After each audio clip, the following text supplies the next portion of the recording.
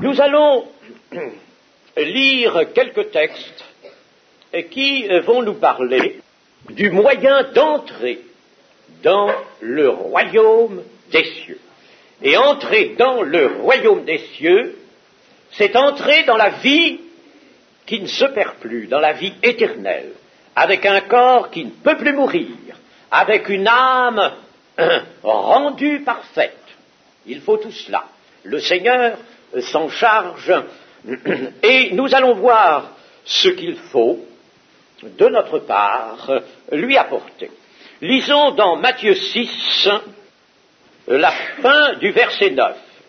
Voici donc comment vous devez prier. Notre Père, qui es aux cieux, que ton nom soit sanctifié, que ton règne vienne, que ta volonté soit faite sur la terre comme au ciel. Je m'arrête là. Vous connaissez cette prière qu'on appelle la prière dominicale, ou quelquefois simplement le Notre Père, et que tant d'hommes, tant de générations ont récité. Il y en a qui le récitent encore, bien que ce ne soit pas une récitation. Mais c'est un modèle de prière. Que ton nom soit sanctifié, que ton règne vienne, que ta volonté soit faite sur la terre comme au ciel. Nous lirons, toujours dans le même évangile, au chapitre suivant, chapitre 7, verset 21. Ça a déjà été lu ce matin au culte. Ceux qui me disent « Seigneur, Seigneur » n'entreront pas tous dans le royaume des cieux, mais celui-là seul qui fait la volonté de mon Père qui est dans les cieux. Mais celui-là seul qui fait la volonté de mon Père qui est dans les cieux. Vous avez bien entendu, n'est-ce pas, ce que dit le Seigneur Jésus. Beaucoup de gens viendront et me diront, au moment où les comptes devront être réglés, au moment où le Seigneur reviendra pour le règne, « Ah, Seigneur, Seigneur, Seigneur, nous sommes des tiens, n'est-ce pas, nous sommes là, nous t'appartenons. » Ceux qui me disent « Seigneur, Seigneur », même qui le disent maintenant, n'entreront pas tous dans le royaume des cieux. Qui y entrera? Eh bien, celui-là seul, celui-là seulement, qui fait la volonté de mon Père qui est dans les cieux. Voilà donc quelque chose de net. Pour entrer dans le royaume de Dieu, dans le royaume de Christ, il faut faire la volonté de Dieu.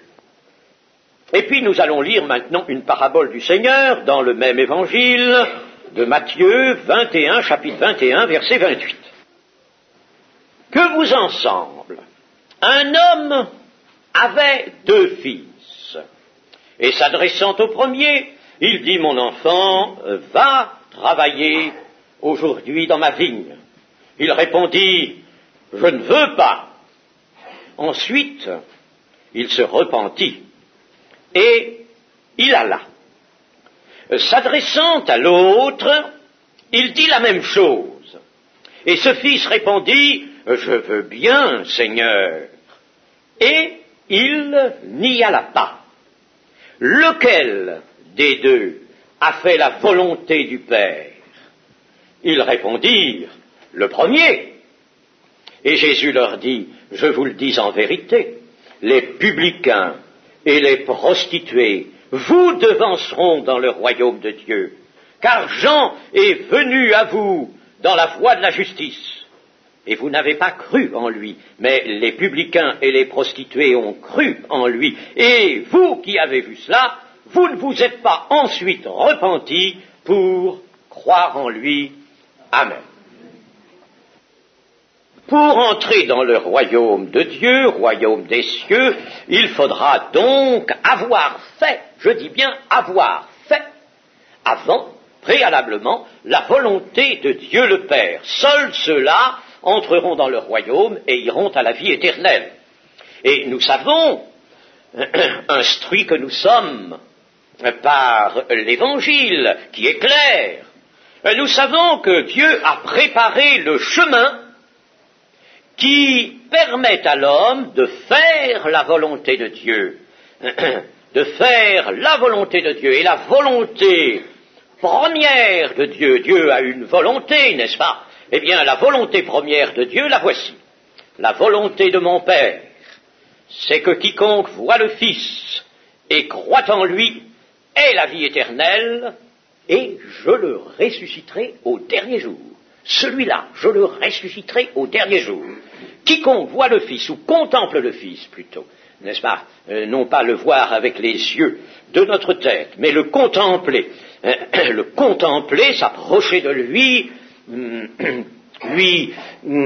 attacher notre foi, eh bien, quiconque fait cela et croit en lui, il a la vie éternelle et je le ressusciterai au dernier jour. Voilà la volonté première de Dieu, la volonté essentielle pour les hommes. Une volonté à considérer en premier, en tout premier, parce que si on ne considère pas celle-là, on ne pourra pas considérer les autres, ni faire les autres. Et je veux encore vous rappeler, avant de méditer sur la parabole que nous avons lue, je voudrais vous rappeler ceci, c'est que c'est en faisant la volonté de Dieu, la volonté de son Père, que Jésus a vaincu le péché dans l'homme, et qu'il a vaincu la mort, ouvrant ainsi un affranchissement à l'homme pour que celui-ci puisse faire, lui aussi, la volonté du Père et entrer dans le royaume des cieux. Jésus a pris une chair semblable à celle du péché, cela nous est dit, et cela nous est dit pour les besoins de notre instruction, pour que nous comprenions. Il a pris une chair semblable à celle du péché, sans commettre, lui, le péché, bien sûr, n'est-ce pas, puisqu'il vient précisément le détruire, il vient sauver les hommes pécheurs. Eh bien, il a pris une chair semblable, et dans cette chair, qui était réfractaire, qui est toujours chez tout homme, toute femme, qu'il soit ou qu'elle soit, eh bien, dans une humanité semblable à la nôtre, réfractaire à l'obéissance à Dieu, eh bien, Jésus a réintroduit l'obéissance par les choses qu'il a souffert, comme nous le dit l'Épître aux Hébreux. Il a réintroduit, il a fait la volonté du Père, et c'est ainsi qu'il a refoulé le péché. N'oublions pas ces choses, elles sont importantes.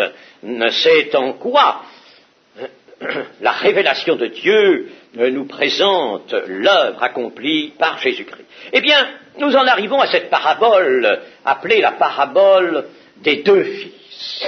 Il y a en effet, dans cette petite histoire, la parabole, c'est une histoire qui, on l'appelait autrefois une similitude, une histoire qui va porter une vérité qu'il faut connaître, et elle va rendre cette vérité accessible à tout le monde. Un homme qui a deux fils, et qui dit à ses fils d'aller travailler dans sa vie. Je ne sais pas qui pourrait dire, moi je ne comprends pas. Un homme, c'était un père. Un homme, un père. Bien sûr, dans cet homme, cet père, la transparence de la parabole est telle que nous voyons bien, n'est-ce pas, qu'il s'agit de Dieu, du Père, le Père. Ah oui, Dieu aime à être retrouvé, je dis bien retrouvé, car dans notre indifférence, dans notre frénésie à parcourir la vie qui s'ouvre devant nous depuis notre naissance, là, au cours de notre jeunesse, nous grandissons, nous bondissons dans la vie, nous voulons jouer du coude à coude, nous voulons arriver, tout ça, dans cette frénésie, à traverser ainsi la vie qui s'offre à nous. Nous pensons à nous pensons aux choses de la terre, nous ne pensons pas à Dieu. On ne pense pas à Dieu, qui est un père, qui aime à être retrouvé comme un père, comme créateur, mais mieux encore que comme créateur, comme celui qui aime. Un père est celui qui aime, surtout un père parfait, un père 3 fois saint. Il aime ses enfants, il les aime, il aime ses créatures, et il leur prépare un héritage. Il leur prépare quelque chose d'excellent, de magnifique. Nous sommes à la recherche de quoi? De toutes sortes de choses qui vont périr, de toutes sortes de choses qui peut-être vont nous décevoir, vont nous manquer. Combien de gens ont manqué justement ce qu'ils poursuivaient avec avidité? un homme qui est un père et qui aime et qui veut donner à ses fils un héritage. Et alors, nous voyons la parabole nous présenter ces deux fils qui, successivement, comparaissent devant leur père, et à chacun d'eux, le père dit, mon enfant, va travailler aujourd'hui, maintenant, va travailler aujourd'hui dans ma vigne. Et les réponses sont opposées l'une à l'autre. L'une, le premier fils, c'est non. Non, je ne veux pas. Le non suivi pourtant d'une acceptation de fait. Le non, oui. Quant à l'autre fils, c'est le oui suivi d'un non. Et ces deux attitudes opposées correspondent à deux destinées également opposées. Deux destinées opposées. L'une étant l'entrée dans le royaume éternel, l'autre étant la perdition. Entrer dans le royaume éternel ou perdition. Deux destinées. Il n'y en a pas d'autres. Il n'y a que ces deux-là, chers amis. Ce n'est pas la peine de chercher d'autres destinées que celle-là. Deux destinées, deux fils, deux catégories d'hommes au regard de Dieu sur la terre. Ceux qui écouteront et feront. Ceux qui peut-être diront oui, mais ne feront rien. C'est tout. Ce n'est pas la peine d'envisager d'autres catégories. Il n'y a que celle-là. Il n'y a que deux attitudes possibles et deux destinées correspondantes. Va aujourd'hui travailler dans ma vigne. La vigne, dans la Bible, d'une façon générale, représente le peuple de Dieu, le peuple que Dieu s'est formé, le peuple que Dieu s'est acquis. C'était autrefois le peuple d'Israël, et c'est aujourd'hui ce peuple acquis qu'on appelle aussi Israël, l'Israël de Dieu, l'Église. Dans le prophète Ésaïe, au chapitre 5, il y a un cantique qui est le cantique de mon bien-aimé sur sa vigne, et la vigne, c'est le peuple. Le peuple, Dieu avait planté une vigne, et cette vigne représente le peuple. Et Dieu avait pour sa vigne un grand amour. Va travailler aujourd'hui dans ma vigne. Est-ce que c'est un ordre que le Père donne à ses fils? Non, pas du tout. C'est une confiance qu'il leur fait. C'est la confiance d'un père qui partage son œuvre avec ses fils. Il leur accorde la liberté d'y aller ou de ne pas y aller. La liberté. Il leur laisse aussi la responsabilité. Bien sûr, des conséquences de leur choix. Liberté et responsabilité. Et la vigne, elle, ce n'est pas un lieu de travaux forcés, ce n'est pas un lieu où l'on va subir un esclavage. La vigne, ce sera l'héritage des fils. L'héritage, mes amis.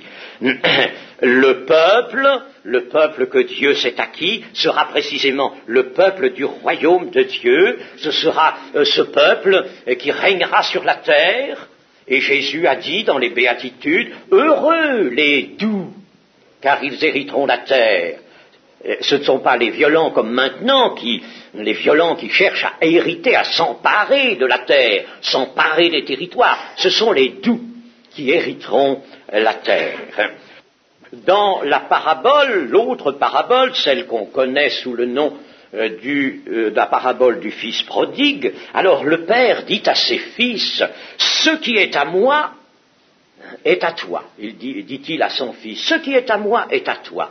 Vous voyez, n'est-ce pas, que ce n'est pas un esclavage auquel le père envoie ses fils, mais au contraire, C'est une confiance qu'il leur fait dans leur propre intérêt, pour leur bien à eux. Est-ce que nous avons compris que Dieu, avec sa parole, avec son évangile, avec le Christ, son Fils qu'il a envoyé sur la terre, avec ses invitations à venir, est-ce que nous avons compris que ce n'est pas une contrainte, comme on l'imagine maintenant, comme on veut faussement le faire entendre, mais que c'est au contraire la manifestation de l'amour de Dieu.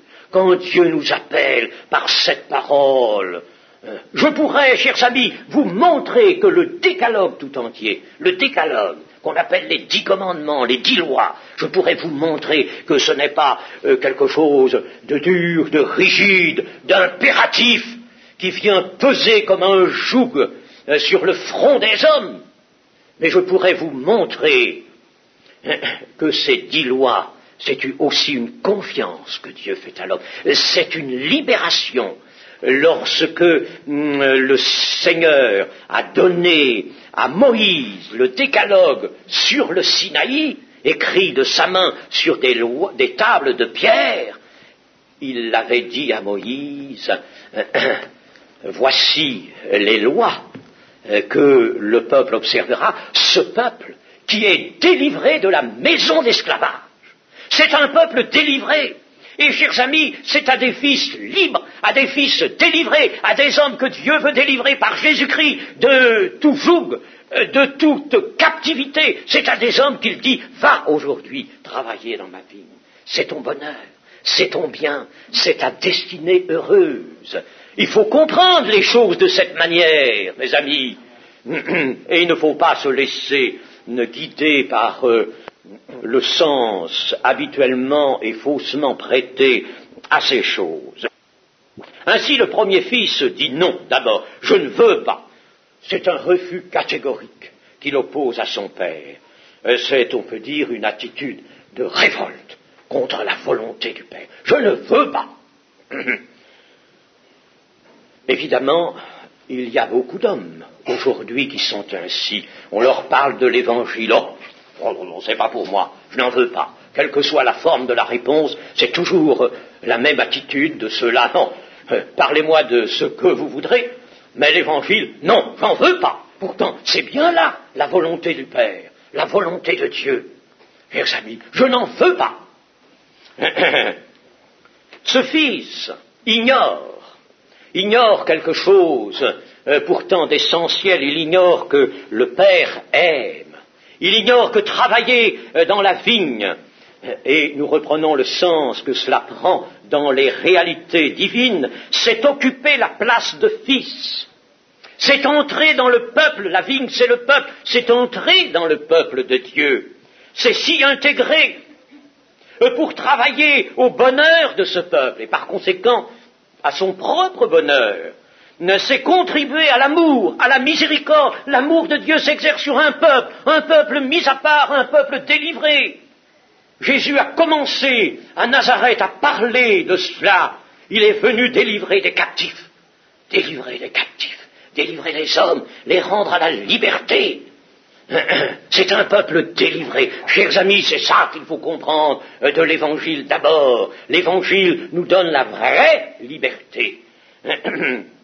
Ce fils, alors, pense-t-il à la miséricorde? Il y a, vous savez, beaucoup de ces gens qui s'opposent, qui ne veulent pas de l'Évangile, pour des raisons idéologiques, philosophiques, des raisons diverses. Ils n'en veulent pas. Ils ne veulent pas que l'Évangile vienne déranger quoi que ce soit, ce qu'ils ont imaginé qu'était leur vie, que pouvait être leur petit bonheur sur la terre. Ils ne veulent pas. Mais pensent-ils que l'on ne peut pas vivre en société sans la miséricorde, que la miséricorde est indispensable à toutes les sociétés humaines? Pense-t-il même qu'il y a une forme de miséricorde qui s'exerce dans les populations animales? La miséricorde est indispensable, et ce fils, comment va-t-il exercer la miséricorde s'il ne veut pas de celui-là seul qui peut l'inspirer à son cœur? Ah, alors, que va-t-on faire? On va se replier sur soi-même, se replier sur son égoïsme, chercher soi-même à satisfaire ses aspirations. On va se considérer comme le centre de l'univers et regarder les autres comme étant là pour soi-même. Voilà à quoi on va arriver si l'on ne veut pas entendre l'appel de Dieu, l'appel du Père, l'invitation du Père d'aller dans sa vigne.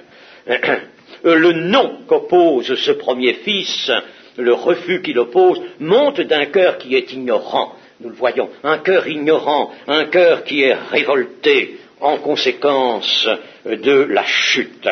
Mais il y a quelque chose dans cette parabole qui alors nous montre une transformation soudaine de la pensée, de l'attitude de ce premier fils. Il nous est dit qu'il se repentit, ensuite il se repentit et il alla. Il alla dans la vigne comme il y avait été invité. Voici donc que ce premier fils change d'avis, il change d'avis. Et changeant d'avis, il change d'attitude, il change de pensée. Quelque chose s'est produit en lui. Il est certain que ça n'a pas été sans un bouleversement dans son cœur, dans ses pensées. Il s'est passé quelque chose. Il y a sans doute eu un combat en lui. Je ne veux pas. Il voulait peut-être se maintenir à ce refus. Et puis, tout de même, dans son cœur, d'autres pensées sont venues, se sont présentées à lui. Mais si tu y allais pourtant, si tu y allais, ton père te le demande. Il ne te l'a pas demandé pour ton mal, pour ton malheur. Il te le demande selon son amour. Il se repentit. Ah, chers amis, tout à l'heure nous avons parlé de cœur repentant. L'Écriture nous parle de repentance. Repentance est un état, en effet, par lequel Dieu désire que tout homme passe. Et, chers amis, je puis vous dire une chose, c'est pas la peine, n'est-ce pas, de ne pas donner toute clarté à la vérité, au message de l'Évangile. Il est impossible d'être à Dieu sans passer par cet état de la repentance. La repentance qui n'est pas une pénitence. Il y a certaines théologies, n'est-ce pas, et qui ont travesti l'idée de repentance en faisant une pénitence. La pénitence, il y en a une pour le péché, c'est Jésus mourant sur la croix. C'est le Fils de Dieu, là, pendu au bois, comme il est dit, pour expier le péché. La voilà la pénitence. Mais le pécheur qui est sollicité par Dieu n'a pas de pénitence à subir. Dieu lui demande un état de repentance. Et cette repentance va se présenter à son cœur. Le Saint-Esprit, bien sûr, aura travaillé son cœur. Il va se présenter à son cœur. Ce sera le triomphe de l'Esprit sur l'homme naturel, sur la chair. Triomphe de l'Esprit sur la chair. Cette repentance qui nous est demandée. Repentez-vous, prêchait Jésus, et même Jean-Baptiste déjà avant lui. Repentez-vous, car le royaume des cieux est proche. Passez par cet état merveilleux où soudain, vous allez voir qu'en effet, vous n'avez jamais fait la volonté de Dieu. Qu'en effet, vous vous êtes toujours insurgé contre ce qui était la volonté de Dieu. Vous avez marché à votre gré, selon les directions montées de l'homme. D'où venaient-elles ces directions? Oh, c'était l'esprit de la chute à travers l'homme naturel, à travers la chair, et qui venait vous diriger vers tout ce qui était opposé à la volonté du Père. Et voici que l'esprit montre cela, et le cœur repentant voit son péché. Et quand il aperçoit son péché, il veut sortir de cela. Il veut en être délivré. Alors, il porte les regards, c'est-à-dire la foi de son cœur, vers quelqu'un qui nous est donné comme un libérateur, le Seigneur Jésus-Christ. C'est le triomphe de l'Esprit sur la chair. La parole du Père va, mon enfant, aujourd'hui travailler dans ma vie. La parole du Père travaille ce cœur. Ah, elle affouille ce cœur. Et voici que c'est elle qui amène dans ce cœur ce moment d'heureuse repentance, car c'est un heureux moment. C'est un heureux moment. Et ce fils qui se repentit se convertit par conséquent à faire la volonté du Père. Il va faire la volonté du Père. Il va à la vigne, son cœur, sa foi, l'a poussé à cela, l'a remis sur la voie, je prends une expression qui figure dans notre texte, la voie de la justice. Celle que Jean venait déjà annoncer sur la terre, la voie de la justice. Alors, il est remis sur cette voie de la justice, et cette voie de la justice est la voie de la vie véritable. C'est la voie où l'homme trouve la vie. La voie de la justice, c'est la voie de la vie. Il est remis donc sur cette voie. Il a trouvé la vigne, il a trouvé le peuple de Dieu, le royaume de Dieu. Il en sera. Il sera du peuple. Il sera de ce peuple acquis. Il sera du royaume de Dieu. Voilà qui est merveilleux, chers amis. Vous voyez comme Dieu nous présente l'accès à la vie éternelle, l'accès au royaume de Dieu. Mais voyons le second fils. Et le second fils dit, je veux bien, Père. Et j'imagine qu'il a dit cela avec un ton assez doucereux, un ton de soumission. Je veux bien, Père. Oh, je veux bien, je ne vais pas refuser. Il sait qu'obéir au Père, c'est la bonne règle, il le sait. Il ne conteste pas celui-là. Mais voici qu'il se trahit. Il se trahit, il trahit son bonheur, il se trahit. Il a vu dans l'invitation du Père un ordre, il a vu une contrainte, et librement, puisqu'il est libre, puisque tout homme est libre, Dieu laisse à tout homme la liberté. Il ne peut pas y avoir d'amour hors de la liberté. Soyez tranquille, pas de contrainte. Dieu n'a jamais exercé de contrainte et n'en exerce pas. Personne ne vous force. Et même, il faut le dire souvent, n'est-ce pas, nous qui annonçons l'évangile de Jésus-Christ en vue du salut de chacun, de ceux qui croient, eh bien, nous devons le rappeler. Jésus a dit même à ses apôtres, et vous, les 12, vous ne voulez pas aussi vous en aller comme les autres? Si vous voulez partir, partez. Je ne vous retiens pas. Il faut que ce soit par le cœur. Il faut que ce soit par une acceptation de la foi des cœurs que l'on reste et que l'on vienne à Dieu. Mais ce fils a vu une contrainte, il voyait sa position de fils comme celle d'un esclave. C'est en ce moment que, justement, le diable a troublé tous les cœurs de l'homme avec les théories modernes. On ne veut plus d'autorité, on ne veut plus de morale, bien entendu, on ne veut plus de ce qui est ancien. Alors, l'évangile, la parole de Dieu, c'est encore de la morale, cela, on n'en veut pas. On considère la parole de Dieu comme un ordre, comme une contrainte, comme quelque chose qui va être lourd à porter. C'est faux, c'est faux. Cela, c'est une représentation de l'ennemi de nos âmes. Ce n'est pas du tout cela, l'évangile, pas du tout. Il voit donc sa position de fils comme celle d'un esclave. Il oublie tout de l'intention, tout des sentiments du Père, tout de son amour, tout du bien que le Père veut lui faire. Il oublie tout, il voit un ordre. Il ne veut pas obéir, il ne veut pas soumettre. Il a dit oui parce qu'il savait que c'était ce qu'il fallait faire. On lui avait appris sans doute à dire oui. Alors il dit oui, mais il ne veut pas, il se révolte celui-là, et il reste dans sa révolte. C'est quelque chose de très, très grave. Et nous pourrions peut-être dire ceci de ce deuxième fils, en nous reportant à Romains chapitre 7, Romains chapitre 7, verset 7. Que dirons-nous donc? La loi est-elle péché? Il s'agit de la loi de Dieu. Est-elle péché? Loin de là. Mais je n'ai connu le péché que par la loi, car je n'aurais pas connu la convoitise, si la loi n'eût dit « tu ne convoiteras point ». Et le péché, saisissant l'occasion, produisit en moi par le commandement toutes sortes de convoitises, car sans loi, le péché est mort. Pour moi, étant autrefois sans loi, je vivais. Mais quand le commandement vint, le péché reprit vie, et moi, je mourus. Ainsi, le commandement qui conduit à la vie se trouva pour moi conduire à la mort.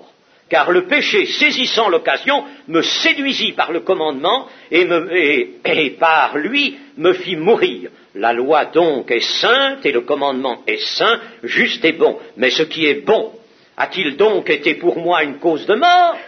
Loin de là, mais c'est le péché, afin qu'il se manifestât comme péché en me donnant la mort par ce qui est bon, et que par le commandement il devint condamnable au plus haut point.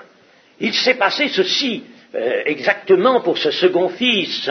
Je veux bien, Père, mais il a considéré l'invitation du Père comme un ordre, comme une contrainte. Ça a été pour lui un commandement dur et rigide, et ce commandement, utilisant le péché qui est en l'homme, le péché qui est dans tout homme, comme nous l'avons lu, alors utilisant ce péché, son cœur lui a dit, tu vois, eh bien, tu pourrais ne pas faire, tu pourrais te soustraire à cet ordre. Pourquoi vas-tu obéir? Pourquoi vas-tu être un esclave? Pourquoi vas-tu être sous le joug d'un père? Mais tu es libre. Ah oui, c'est ce qu'on dit à notre jeunesse partout. Tu es libre. Do it. Il y a un petit livre qu'on a répandu dans la jeunesse sous ce titre. Do it. Fais-le, fais tout ce que tu veux. Fais ce que tu as dans le cœur. N'obéis pas à tes parents. Voilà ce qu'on a dit. N'obéis pas à Dieu, bien sûr. Et c'est ça qui est venu dans le cœur de ce second fils. Lui qui avait dit « je veux bien », il n'y alla pas.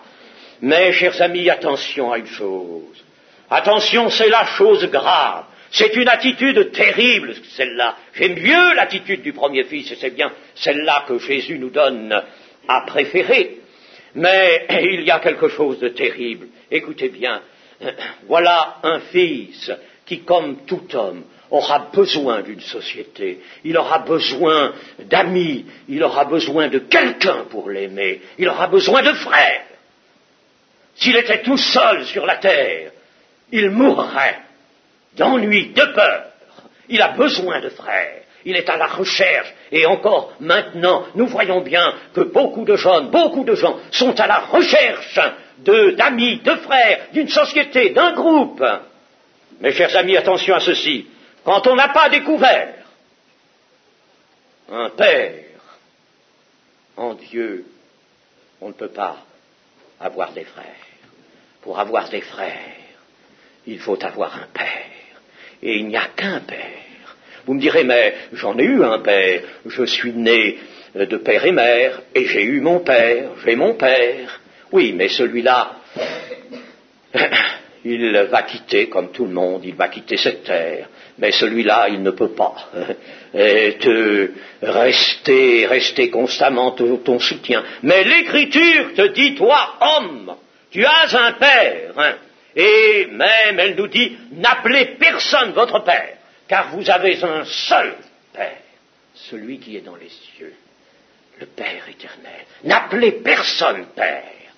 C'est sans doute dans cet état de désobéissance où c'est vautré, hélas, un christianisme déchu, que l'on a appelé une foule d'hommes mon père, pour désobéir, pour provoquer Dieu. Nous avons un père, et si nous avons un père en Dieu, nous avons des frères, et ceux qui sont dans l'Église, qui ont fait cette expérience, ils savent qu'ils ont une famille. Ils ne sont pas seuls, ils ont des frères, des sœurs.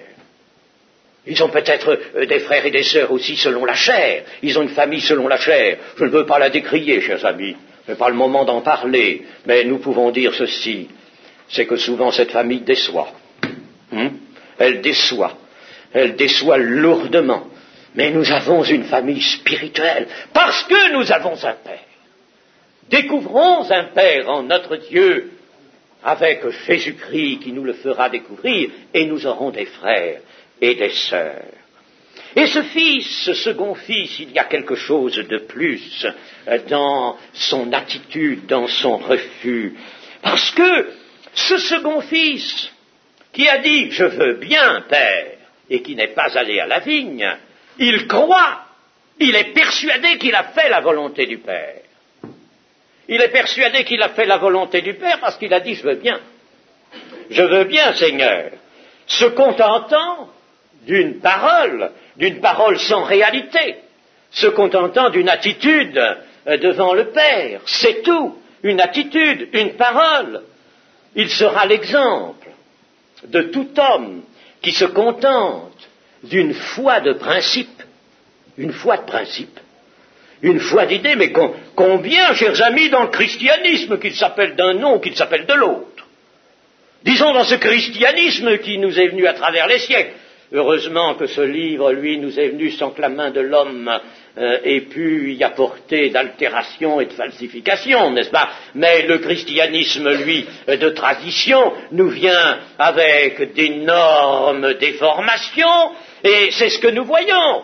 Les gens adoptent des attitudes, accomplissent certains actes religieux, des rites, se conforment par tradition, oui. Et j'ai quelquefois demandé à des protestants, à des catholiques, est-ce que vous faites la volonté de Dieu? Oh oui, mais oui, mais oui, mais oui, mais oui, mais oui, nous faisons la volonté de Dieu, nous le faisons. Chers amis, pendant des siècles, quantité de bouches, peut-être quantité d'hommes et de femmes agenouillés auront récité « Notre Père qui es aux cieux, que ton nom soit sanctifié, que ton règne vienne, que ta volonté soit faite sur la terre comme au ciel. » Ils auront récité ça, quelquefois, plusieurs fois par jour. Et ils n'auront jamais fait la volonté de Dieu. Ils ne se seront jamais souciés de faire la volonté de Dieu. Chers amis, si l'on reste attaché à ce qu'on croit être la religion, si l'on reste attaché à ce qu'on imagine pouvoir satisfaire Dieu sans avoir pris connaissance du message, sans s'être laissé instruire par l'Évangile, eh bien on en est là. On s'imagine avoir fait la volonté de Dieu. Parce qu'on a dit je veux bien, parce qu'on a dit moi je refuse pas. Combien de gens m'ont dit mais je crois qu'il y a un Dieu, mais oui. Et ils m'ont dit mais je crois que Jésus-Christ est son fils, mais oui, il est venu sur la terre, mais oui, je crois tout ça. Et que font-ils? Ils vivent à leur gré. Ils ne font rien de la parole de Dieu. Il faut croire vraiment au Seigneur Jésus, il faut accepter sa parole, il faut se repentir comme nous l'avons vu. Ils n'en font rien. Absolument rien. Et ils croient avoir fait la volonté du Père. Il y en avait de cela devant le Seigneur Jésus dans cette génération qui fut celle de ses contemporains. Il y en avait devant le Seigneur Jésus. Et à cette génération, ils disaient, ils disent et ne font pas. Et les pharisiens croyaient aussi, eux, avoir fait la volonté de Dieu. Croyaient. Quand Jésus leur dit, vous avez pour père le diable, à des hommes religieux, à des membres du peuple de Dieu, Jésus disait ça, vous avez pour père le diable?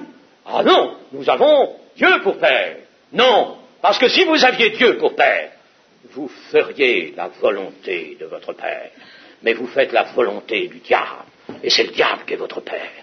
Ces paroles étaient redoutables, chers amis, mais pourtant, c'est la vérité, et c'est l'attitude de ce second fils. Il croit avoir fait la volonté du Père.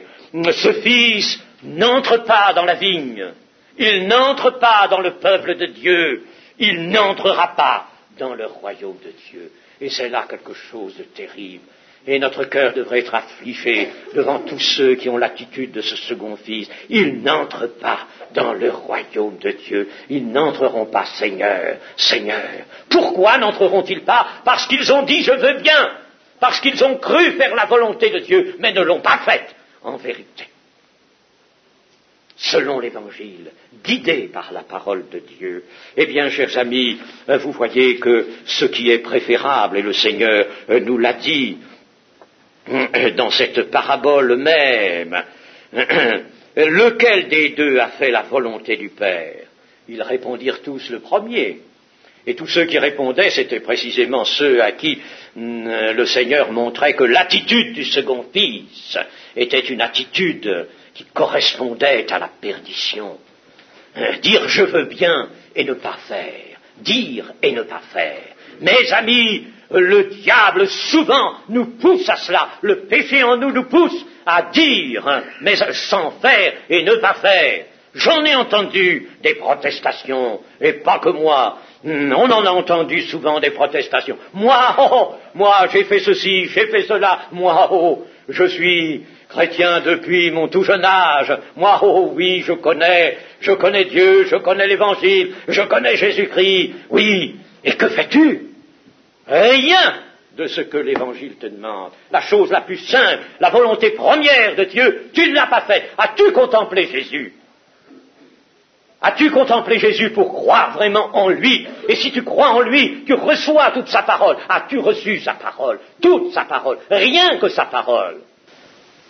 C'est cela que le Seigneur te demande. Tu peux le faire, ça. Tu peux le faire.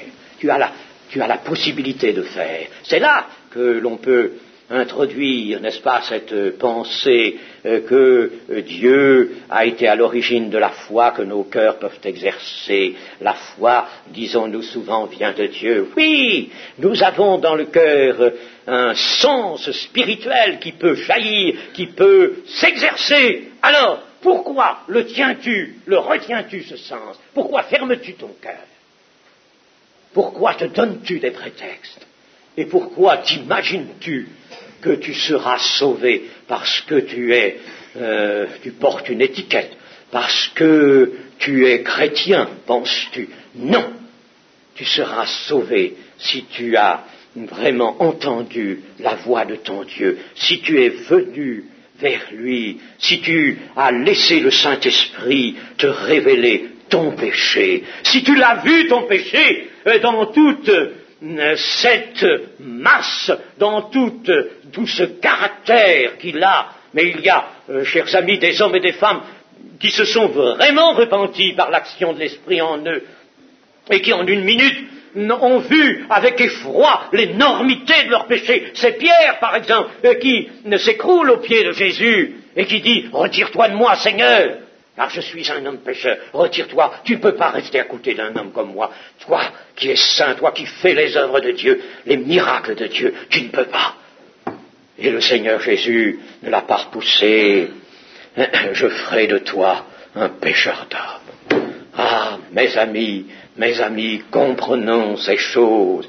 Comprenons ces choses, le temps est court. Nous avons cette semaine pu rappeler combien le temps est court, car les signes, la société humaine elle-même nous crie par on peut dire, sa manière d'être, de penser, d'agir, par plutôt ce glissement effroyable qui est le sien vers l'abîme. Alors, cette société nous dit, Dieu ne va pas tarder à dire, c'en est fait.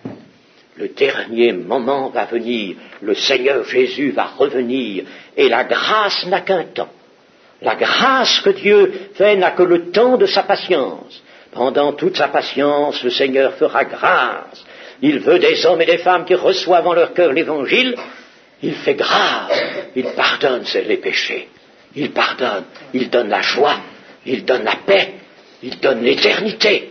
Mais il faut faire comme le premier fils, parce qu'on peut dire que tous, nous avons dit d'abord, je ne veux pas.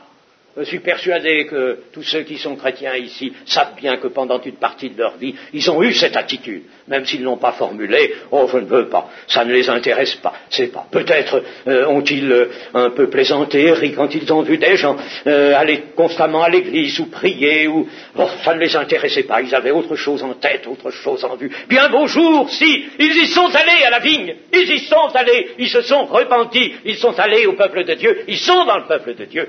Maintenant, ils sont là, dans le royaume qui vient, dans le royaume qui se prépare. Ils sont les prémices du royaume de Dieu. Chers amis, voilà l'évangile. Il y a un véritable évangile, c'est celui de la volonté de Dieu accomplie. Celui qui fait la volonté de mon Père, celui-là entrera dans le royaume des cieux. Et la volonté de Dieu, c'est que nous croyons à celui qu'il a envoyé sur la terre, son Fils Jésus-Christ. Amen.